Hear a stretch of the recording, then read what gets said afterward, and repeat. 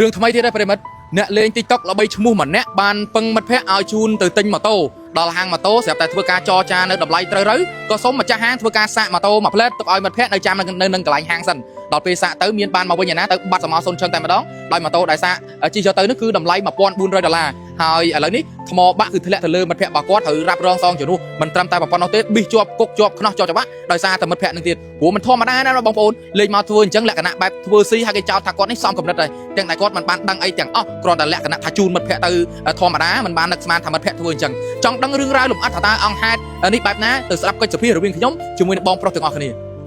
ម្សៅសុកមនសញ្ញាចាមត្រូវេឆ្ងាញ់ចង់បានហូបឆ្ងាញ់កុំភ្លេចប្រើប្រាស់ប៊ីកេងសញ្ញាចាមត្រូវេតំណាក់តំណងតំណាងចែកចាយបន្តជំរាបសួរបងពីអ្នកបងមកជួបខ្ញុំនេះតើមានបញ្ហាអីខ្ញុំមកនេះជូនប្អូនមកនឹងដោយសារតែមិត្តភ័ក្តិគាត់ហ្នឹងហៅគាត់ហ្នឹងជូនទៅទិញម៉ូតូអញ្ចឹងបែរជាមិត្តភ័ក្តិគាត់ធ្វើស៊ីគាត់ទៅដល់កន្លែងធ្វើទិញម៉ូតូហ្នឹងគេថាចរចាតម្លៃគ្នាឲ្យអស់ហើយមិត្តភ័ក្តិហ្នឹងថាសុំសាក់ម៉ូតូសិនមកសាក់គឺយកទៅបាត់ហ្មងមានថាបងនឹងជូនមិត្តភ័ក្តិគាត់ទៅទិញម៉ូតូដល់ពេលទៅដល់ហ្នឹងស្រាប់តែមិត្តភ័ក្តិគាត់ហ្នឹងបានចរចាតម្លៃត្រូវហើយក៏ជិះម៉ូតូសាហើយទៅបាត់មកអត់យកមកវិញទេអញ្ចឹងគេមិនចោទបងប្រុសថាសំគំនិតហើយមិនគេមិនចោទថាគាត់នឹងខົບគ្នាបាត់ហ្នឹងហើយដោយសារតែគេចោទហ្នឹងហើយបានប្អូនខ្ញុំហ្នឹងតាក់ទងមកអ្នកផ្ទះខាងឥឡូវគាត់ជូនមិត្តភ័ក្តិគាត់ទៅអញ្ចឹងមិត្តភ័ក្តិគាត់ធ្វើស៊ីគាត់ហើយអញ្ចឹងហៅអ្នកផ្ទះហ្នឹងមកដោះស្រាយមកហើយអ្នកផ្ទះខ្ញុំ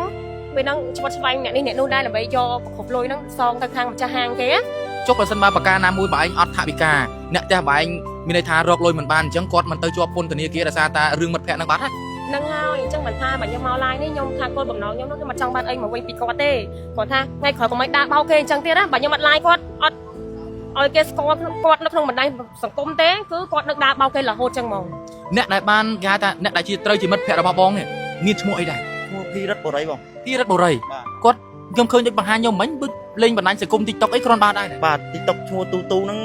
រៀងល្បីដែរបងលេងយូរដែរស្គាល់គ្នាបានប្រហែលលើកប្រហែលសារស្គាល់គ្នាមួយរយៈដែរបងហើយដល់លេងហូបចុកអីមួយគ្នាបាន3 4 ដងអីចឹងណាបងរៀងស្និទ្ធដែរហើយដល់ពេលគេពឹងយើងទៅជូនទៅទិញម៉ូតូបើមិត្តភ័ក្តិអត់យើងមិនត្រូវជូនទៅបាទហើយខ្ញុំយល់អារម្មណ៍កន្លែងទៅហ្នឹងធម្មត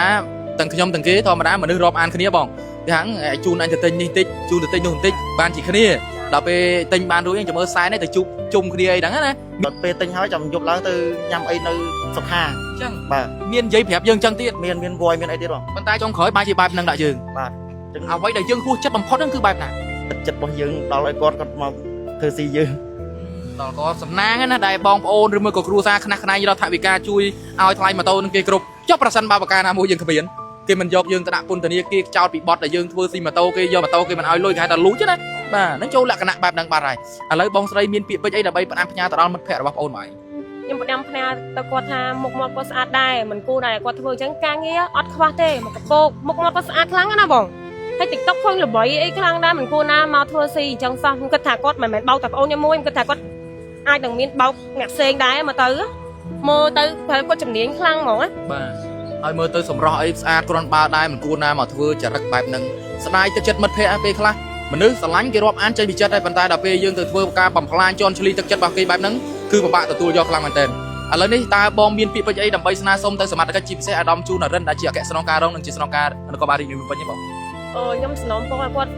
ស្វែងរកអាជនដែលថាបោកប្អូនខ្ញុំហ្នឹងណាឲ្យហើយឃើញអាឆាប់ខ្ញុំសុំសំណូមពរតែប៉ុណ្្នឹងឯងបើយូរខ្ញុំចង់ធ្វើតែចិត្តខ្ញុំហ្មងខ្ញុំចង់ឲ្យគាត់ទៅពន្ធនាគារចង់ឲ្យគាត់កែប្រែខ្លួនគាត់វិញណាបាទប្រសិនបើគាត់ឃើញការផ្សាយនេះហើយគាត់យកថវិកាមកសំដងសងបងឯងមកសម្រួលបងឯងអានឹងបងឯងព្រមទេអាហ្នឹងស៊ីសងដល់គាត់តាក់ទងមកអ្នកផ្ទះខ្ញុំដែរបាទចាអញ្ចឹងខ្ញុំជឿជាក់ថាគាត់ប្រកាសជាមានតំណែងជាមួយបងប្រុសហើយអញ្ចឹងខ្ញុំផ្ដាំទៅដល់បងប្រុសម្នាក់ដែលជាអ្នកលេង TikTok ល្បីឈ្មោះមួយរូបដែលត្រូវជាមិត្តភក្តិបងបើបានឃើញព័ត៌មាននឹងហើយជួយតាក់ទងទៅពុកម៉ាក់និយាយគ្នាតាមសម្រួលថាតើអាចចរចាគ្នាបានដែរអត់បើឯងធ្វើបែបនេះគឺលក់មុខគាត់ខ្លាំងមែនទែនណាគាត់ខ្មាស់គេមិនតិចទេណាធម្មតាទៅទិញម៉ូតូជាមួយគ្នាហើយដល់ពេលជិះម៉ូតូទៅសាកកម្លាំងចរចាគ្នាត្រូវហើយយកម៉ូតូគេទៅបាត់អត់យកមកឲ្យគេវិញហើយត្រូវចាំថាដរាបណាបើឯងនៅតែលើផែនដីនេះមិនកិច្ចពីផុតពីផែនដីនឹងទេបើឯងគុំគិតថាអាចកិច្ចបានផុតរហូតដល់សោះគង់តែមានថ្ងៃជួបគ្នាទេដរាបណាផែនដីនៅវល់ជុំណាសូមជម្រាបមិនមែនលោកឯងមានស្លាប់ចេះហោះហើរផុតពីផែនដីនឹងទេវាគង់តែមានថ្ងៃណាមួយជួបគ្នាទេអញ្ចឹងបើសិនបើអាចយើងដោះស្រាយគ្នាបាននិយាយគ្នាទ